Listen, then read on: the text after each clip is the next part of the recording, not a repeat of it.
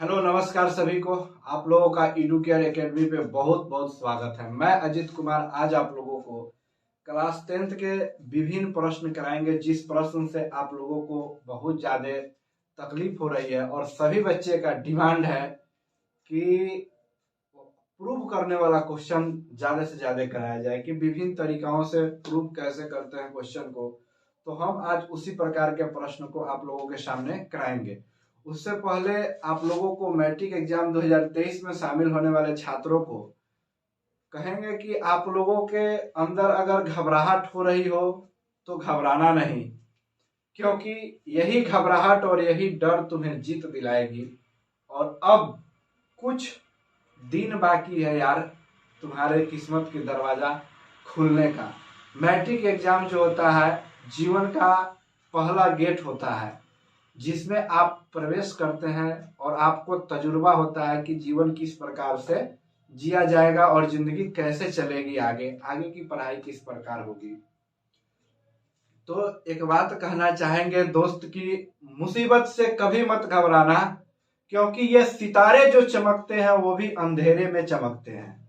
उजाले में कभी सितारे चमका नहीं करते, जब भी सितारे चमकते हैं तो अंधेरे में ही चमकते हैं। इसलिए मुसीबत से कभी नहीं घबराना है। मुसीबत आया है तो जाएगा, आ जाएगा तो भयानक दे के जाएगा आप लोगों को, क्योंकि आप लोगों के लिए ही यह क्लास किया जा रहा है ताकि बच्चे मोटिवेट रहे। खूब पढ़िए, एकदम मन लगा के रात दिन पढ़िए। चला जी, सबसे पहला प्रश्न है कि दो समरूप त्रिभुज के भुजा का अनुपात 4:9 है तो उसके क्षेत्रफल का अनुपात ज्ञात कीजिए।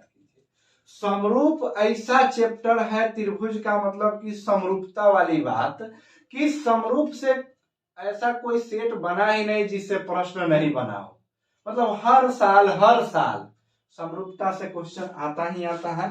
तो समरूपता के लिए ध्यान दीजिएगा कि दो त्रिभुज का निर्माण हम करेंगे अपने बोर्ड पे, ठीक है, जिसमें एक त्रिभुज का नाम हम रखेंगे ए बी सी और दूसरा त्रिभुज का नाम रखेंगे डी ई एफ। ध्यान दीजिएगा, थोड़ा टेढ़ा मेरा होते रहेगा, इसको बोलेंगे डी ई एफ, ठीक है। अब कह रहा है कि दोनों समरूप त्रिभुज में भुजा का अनुपात, मान लीजिए कि इसका 4 है और इसका 9 है। तो दो त्रिभुजों में अगर भुजा का अनुपात दिया रहे, क्षेत्रफल के अनुपात निकालना हो तो भुजा के अनुपात को, जैसे कि 4/9 है ना, इस दोनों का स्क्वायर कर देंगे तो यह 16/81 इसका क्या हो जाएगा, क्षेत्रफल का रेशियो हो जाएगा। आंसर हो गया। बस खट से मार देना है, ज्यादा सोचना नहीं, एक नंबरिया प्रश्न होता है। भुजा के स्क्वायर दिया है और क्षेत्रफल के स्क्वायर पूछ रहा है तो बस फट से स्क्वायर मारेंगे, यानी कि लिख देंगे कि दो समरूप त्रिभुज के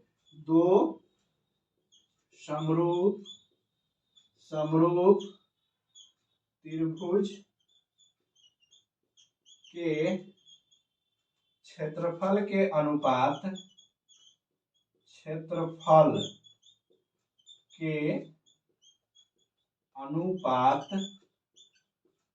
उसके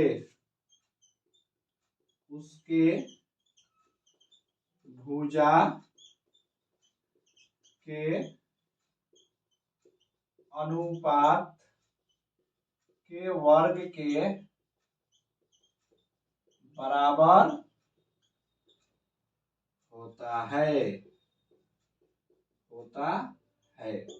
बस इस बात से समझ लेना है कि अगर इसका साइड ए बी है तो मेरे बहादुर छात्र ए बी के स्क्वायर बटा इसका साइड डी है तो डी का स्क्वायर इक्वल टू एरिया इसका भी हो जाएगा, इसका भी एरिया हो जाएगा।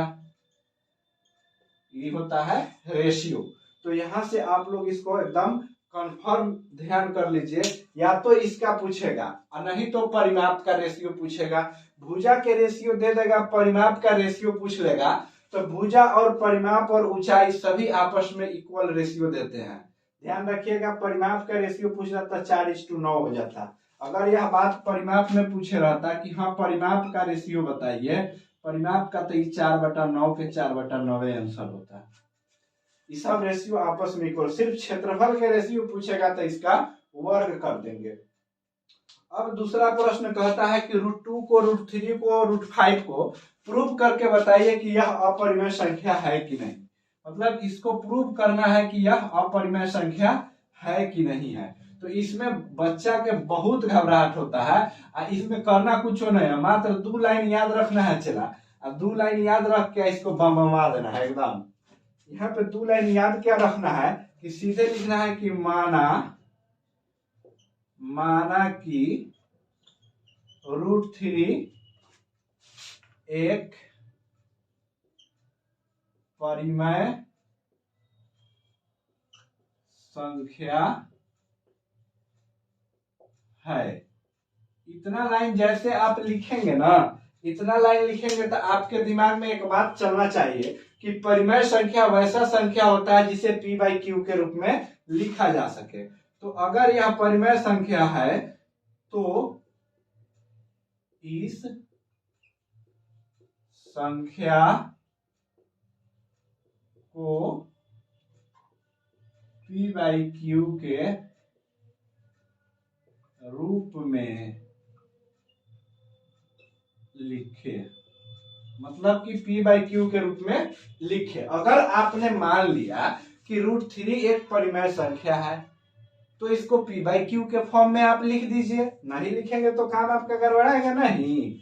तो देखिए p/q बराबर √3। इतना काम जब हो गया तो अब क्या करेंगे, दिमाग लगाएंगे। दिमाग लगाना है, लिख देना है यहाँ पे पोस्ट में कि बोथ साइड स्क्वायर,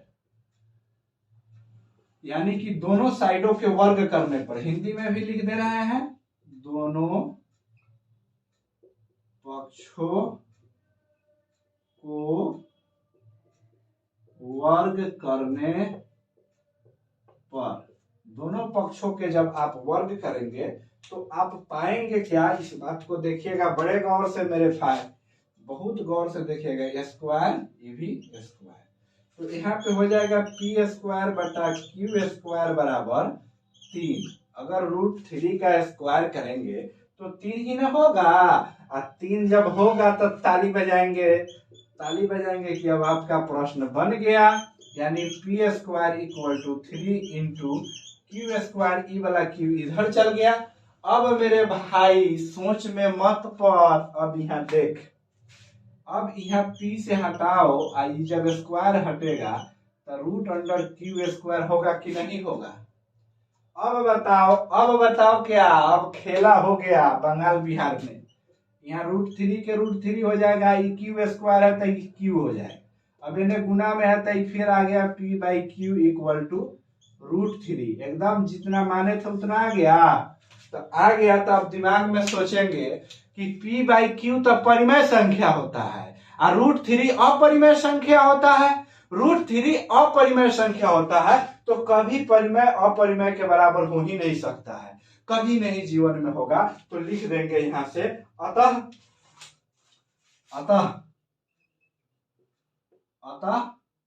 √3 अपरिमेय संख्या है, अपरिमेय संख्या है। एकदम सही सटीक विश्लेषण है, 3 नंबर मिलेगा। चला ध्यान रखना, इसमें घिरना वाली बात नहीं है कि मास्टर साहब ये बोर्ड पर पढ़ाते हैं, बहुत मास्टर साहब डिजिटल बोर्ड पर पढ़ाते हैं, लेकिन ज्ञान तो वही है। ये मास्टर साहब √3 को अपरिमेय संख्या प्रूव कर रहे हैं तो दूसरे मास्टर क्या करेंगे, p/q कर दें का नहीं चला। इसलिए इस बात को एकदम 100% तुम लोग बेहिचक कॉपी में लिख के रखेगा। आएगा तो आएगा, √2 को प्रूव करना रहेगा, √5 को तो कैसे करोगे, इसी प्रकार करोगे। अब यहां से आता है बात की तीसरा प्रश्न कहता है कि दो समरूप त्रिभुज के क्षेत्रफलों का अनुपात उनकी संगत भुजाओं से क्या संबंध रखती है। तो मेरे दोस्त, मैंने अभी यहाँ पे कुछ देर पहले आपको बताया था। अब जैसे कि मैंने यहीं पे बना लेते हैं, एक त्रिभुज बना लिए ABC और एक त्रिभुज बना लिए DEF। ABC, इसका नाम है D, इसका नाम है E, इसका नाम है F। अब बताएगा कि दो समरूप त्रिभुज के क्षेत्रफलों का अनुपात संगत भुजाओं के साथ संबंध रखता है। तो अभी ना पढ़ाए थे कि ए बी का अगर स्क्वायर बटा में डीई का स्क्वायर अगर कर लिया जाए तो यह बात निकल जाएगा। तो यहाँ पे आप उत्तर क्या देंगे इसका उत्तर लिखेंगे कि इसके वर्गों का होता है, यानी कि इसमें उत्तर लिख देंगे वर्गों का योग, वर्गों का योग नहीं, वर्गों का अनुपात।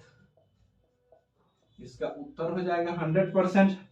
अब आया बात इस प्रश्न के समझने का कि इस प्रश्न के कैसे बनाएंगे, बहिष्कोण वाले प्रश्न को कैसे सोल्व करेंगे, कि बहिष्कोण क्या होता है, कैसे होता है।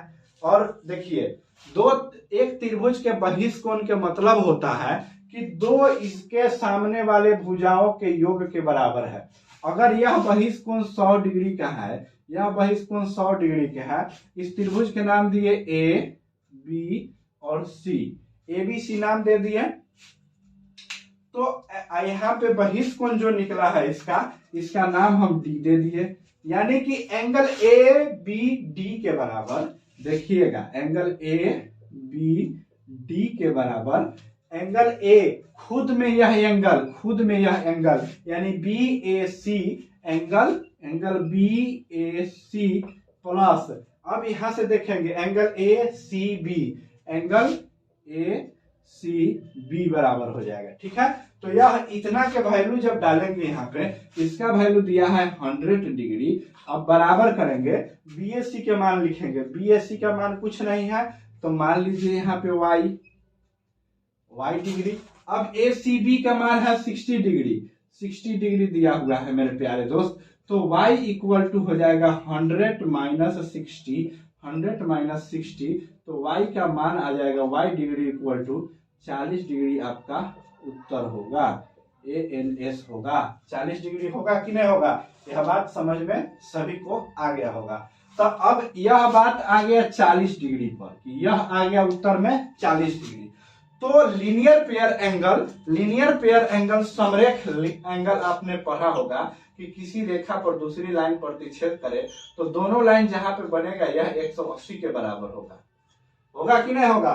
तो 180 में से अगर आपने 40 घटा लेगा, 180 में से अगर 40 आप घटा लीजिएगा तो 140 डिग्री यह आपका उत्तर हो जाएगा x का, यानी कि x बराबर 140 डिग्री आप लिख सकते हैं। बेहिचक समझ में आया कि नहीं बताओ, आया मजा? तो लाइक शेयर सब्सक्राइब करो।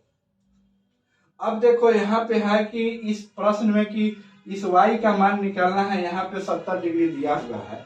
तो किसी भी त्रिभुज के लिए बहिष्कोण के मान अगर आप सोचेंगे, इसी त्रिभुज के लिए बहिष्कोण आप सोचेंगे तो यहाँ पे जो एंगल है, इस एंगल नहीं, यानी कि 70 प्लस y का मान हो जाएगा 125, यानी कि y इक्वल टू आपने निकालेगा 125 माइनस 70, घटाओ एक दहाई, ये 5 में से गया तो यहाँ पे बच गया 5, यहाँ पे 12 में से 7 गया तो 5, यानी कि आपका उत्तर हो गया